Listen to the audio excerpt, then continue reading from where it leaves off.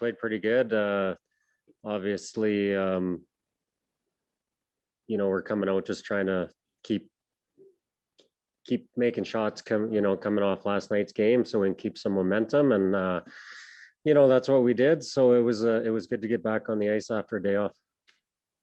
Yeah, I mean, obviously we're really happy where we're at. I think we can still probably play a little better. Myself, especially missed a few shots there last night. So, but we're trending in the right direction, which is good.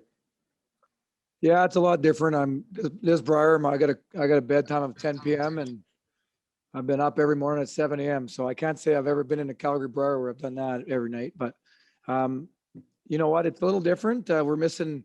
Obviously, it'd be amazing to have that great Calgary energy and the hometown fans here, and because there's nothing better than an Alberta Brier in my mind. They just really know how to rock the house. So we're missing that, but at the same time, we got a job to do, and we know that it's an interesting year, and we're just happy that we're curling. So that's a bonus that we're out here curling and still playing in the Brier and doing what we love to do. And it's going to be a little different this year, but that'll just make it even better when we get fans back. But I still get fired up out there. I was fired up last night. That's what that's what I love coming back for is just the thrill of that competition and that fire playing one of the other top teams in the country. And it would be too hard for me to sit at home and watch that game because I'd want to be part of it. And I'm just grateful that I got the opportunity with these guys, and we're looking forward to to proving what we can do here together. Sure. You know what? I think it's fantastic that none of it, who prior to a few years ago was never playing in a Brier. And I think that it sounds like, the fact that they're playing in the Brier now gives the curlers and the young curlers especially something to look forward to in a place like none of it. Kev pointed that out yesterday, and he makes a great point. So I think that, it's great to see the game of curling, growing across the country. And, they made some great shots. They had that young guy on that team. I think he played probably at least 90% against us. So he's quite the shooter. And, it was just, it was a good, relaxing game, I think, for both teams. And none of it pretty much played, I think, a perfect end, that last end. So that was good to see. And yeah, it was just kind of good to stay in that groove. And we have a grinding, end of the week with that championship pool. And we sure got some big games coming up against Saskatchewan, Quebec, and Ontario. So we just want to make sure we're riding some good momentum and still throwing it well going into those games. You know what?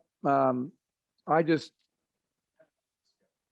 encourage I just get motivated for a new challenge. And this has been a great challenge, playing in a new position. And it's not about me and whatever positions I've won a Brier. And it's about the four of us winning a Brier and winning another Brier collectively. So I don't care if I got to play lead, second, third, or skip, doesn't matter. The main thing is getting a Brier title, and we have a pretty committed goal of making those Olympics next year, and this is this would be a big step towards that. So I think that's what all of us are looking towards, and it's been a great year so far, and we're looking to build on that.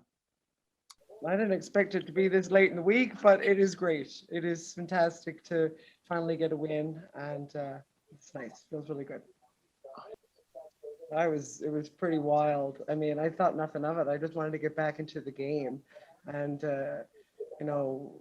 we tried to mount the comeback, didn't quite work, but it was really cool to get off the ice and my Twitter explode and my Instagram and all that. So it's kind of neat, and I love those hard ones. So it's good. It's been good. The bubble I kind of like I'm not a big person to go out in between draws or anything, and yeah, like curling wise, it just took me personally a while to learn how to throw on this ice. But we've been really close in a few of our games, so it's good that we put it all together today.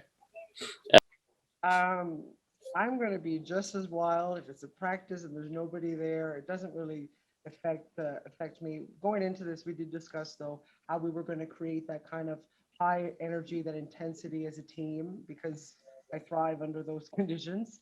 And I thought we've done a great job at staying loose and having fun and cracking jokes. And, you know, me and my best friend here in the back end are having a hoot the whole time. So it's a great week. Yeah, not a worry with Greg on your team, that's for sure. You're saying attitude's not a problem? Well, like, you know, the being upbeat, I guess, is never really a worry. Coach Leslie Ann Walsh, talk to a bit about her and what it's like to have her along for the ride. She is absolutely incredible. She is a fantastic coach.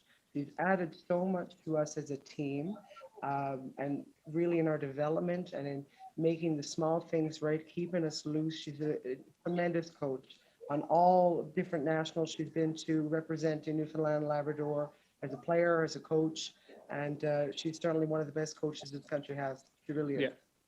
She makes us better players and people every day. You know, she's the best. We love her. Huge. I mean, they're all big, but you know, this one especially, obviously, and you know, a little bit of a revenge game from last year. So you know, feels good to get that one.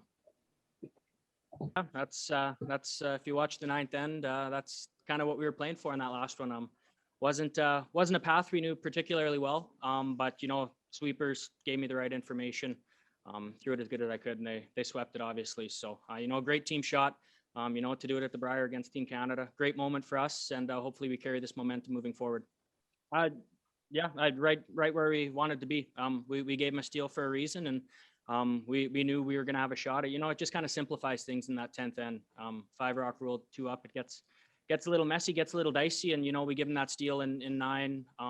The odds of us having a shot to win the game are very good. So that's kind of why we went that route. Yeah, the boys are feeling good. Everybody's holding up good. Our bodies are feeling good, and feels like we have like a lot of time in between games this year, even though it's more games if you end up making it through. But yeah, so far everything's on track, and we're feeling pretty confident going into the second half. Yeah, we felt like escape artists halfway through the 10th end. It wasn't looking good for us, but you know what? We made a couple key shots as we had the last few ends to put ourselves in a good position to win the game. So. You know what? You live to make big shots to win games, and we made a couple big ones today, and we're really happy to pull out the victory. Yeah, the best thing is that it's 3 guys that are really easy to get along with, and they're great teammates. So the transition's been really easy. I've had a great time playing with Paul, Scott, and Phil, and I'm looking forward to more games with them this week. Yeah, I mean, the situation was either tied with or up 2 without, and you know what? Up 2 is a good spot. There's pros and cons to both of them, but making that draw to a really precise spot in the 9th also gave us a lot of confidence. So we knew that this team has really good peeling ability. We got a couple unlucky ones in the 10th, but we were able to fight through, and ultimately the decision paid off. You know what? Yeah, making a big shot, especially a big team shot in the 9th. I mean, that shot wasn't made by me. That was made by the Bruckers and Paul. They really controlled that rock the entire way down the ice. Without them, we're not close. They put that on a dime. So that gave me and the team a lot of confidence going into the 10th end. And throwing that my first shot in the 10th, I had a pretty good idea that I was going to make at least 3 rocks shoot out of the rings. We feel pretty confident going into those. You know, every game you just play it to win it, and you know, everybody's beatable. So we're playing well right now. We have a couple things to figure out with time clock, but I like our chances.